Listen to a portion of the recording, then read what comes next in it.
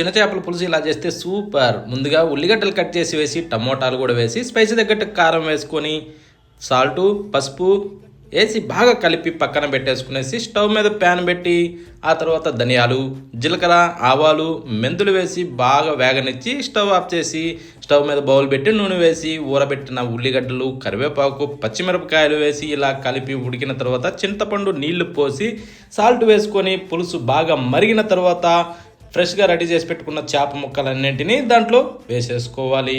వేసి ఇవి ఉడికేలోపు మనం మసాలా ప్రిపేర్ చేసుకుందాం.